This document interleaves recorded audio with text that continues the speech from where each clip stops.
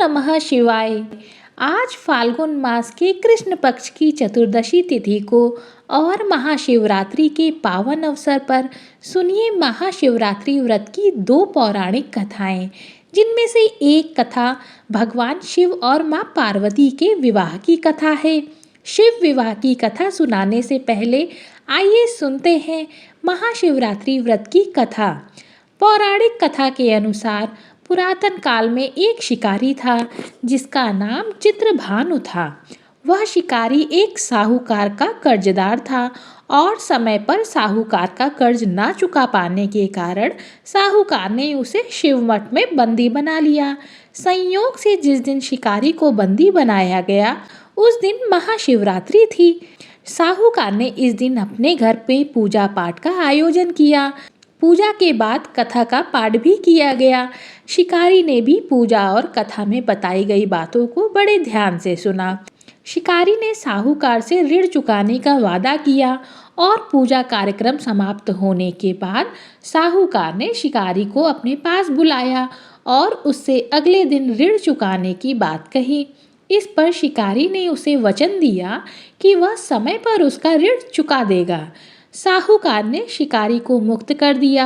अब शिकारी जंगल में शिकार करने के लिए आ गया, क्योंकि यह उसकी दैनिक दिनचर्या थी। शिकार की खोज में शिकारी को रात हो गई। जंगल में ही उसे वो रात बितानी पड़ी। शिकारी एक तालाब के किनारे बेल वृक्ष पर चढ़कर रात बीतने का इंतजार करने लगा। जिस बेल वृक्ष पर वह शिकारी चढ़ा हुआ था उसके ठीक नीचे शिवलिंग था, जो कि बेल पत्रों से ढक चुका था और इस बात का शिकारी को भी पता नहीं था। आराम करने के लिए उसने बेलपत्री की कुछ शाखाएं तोड़ी, तो तोड़ने की प्रक्रिया में कुछ बेलपत्र की पत्तियां भी शिवलिंग पर गिर पड़ी। शिकारी भूखा प्यासा उसी स्थान पर बैठा रहा। इस प्रकार से शिकारी का महाशिवरात्रि का व्रत भी हो गया। तभी गर्भिणी हिरनी तालाब पर पानी पीने के लिए आई। शिकारी ने उसे हिरनी को मारने के लिए जैसे ही अपने धनुष पर तीर चढ़ाया, तब वह गर्भवती हिरनी बोल उठी, हे शिकारी, मुझे मत मारो, मैं जल्द ही बच्चे को जन्म देने वाली हूँ।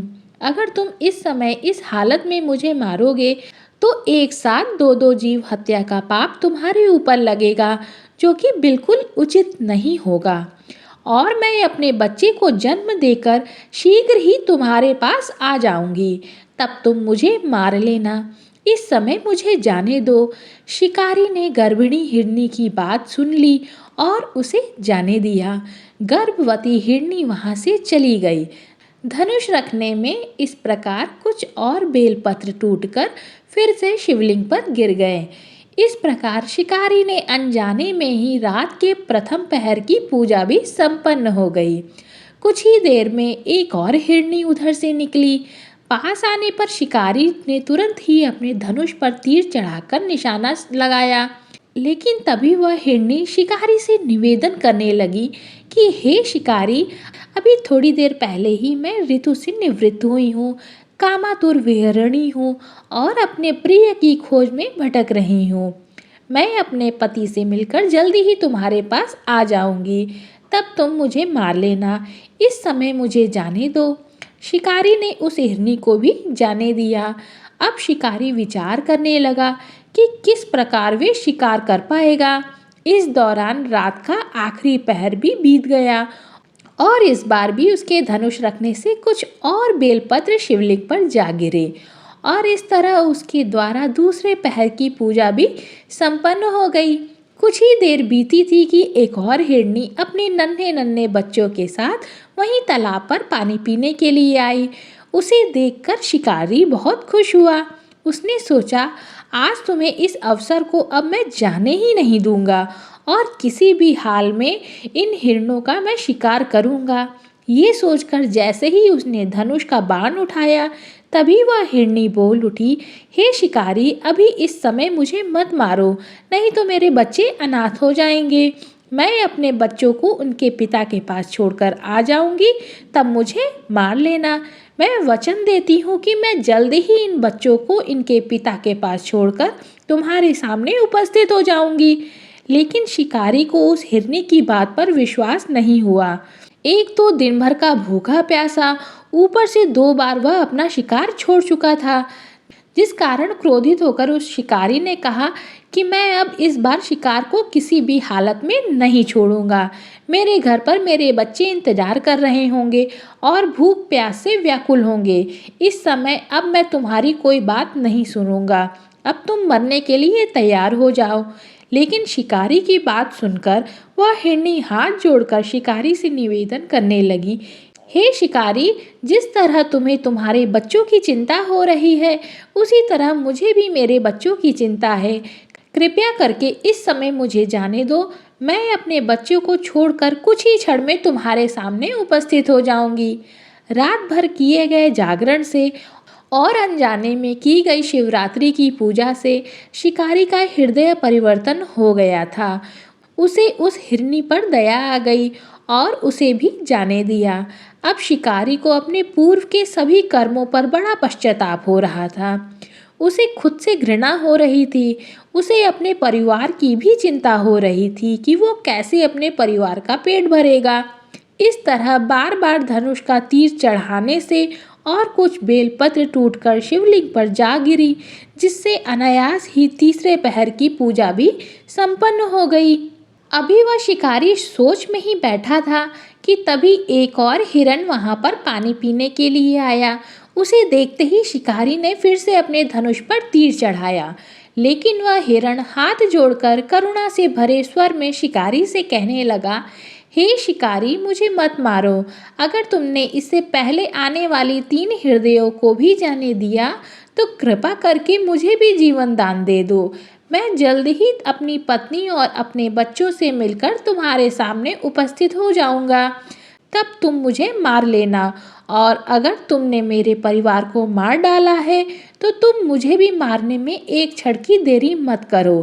हिरण की बात सुनकर शिकारी की आंखों में रात का वो सारा घटना चक्र घूम गया कि किस तरह से हिरनियां एक एक करके उसके पास आई थी और बार बार अपने आप को जीवन दान देने के लिए उससे निवेदन कर रही थी। इस तरह शिकारी ने उस हिरण को भी जाने दिया।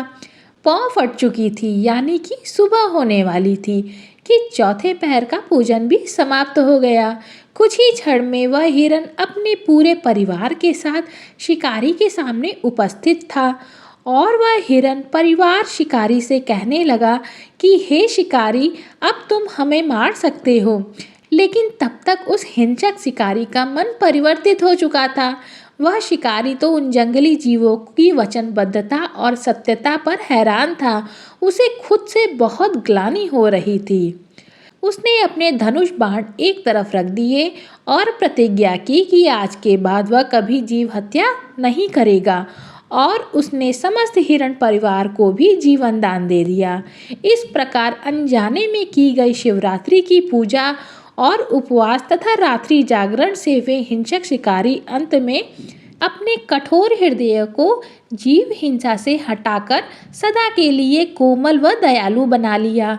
देवलोक में समस्त देव समाज भी इस घटना को देख रहे थे। उसके ऐसा करने पर भगवान शंकर ने प्रसन्न होकर तत्काल उसे अपने दिव्य स्वरूप का दर्शन करवाया तथा उसे सुख समृद्धि का वरदान देकर गुह नाम प्रदान किया। यही वह गुह था जिसके साथ भगवान श्री राम ने मित्रता की थी।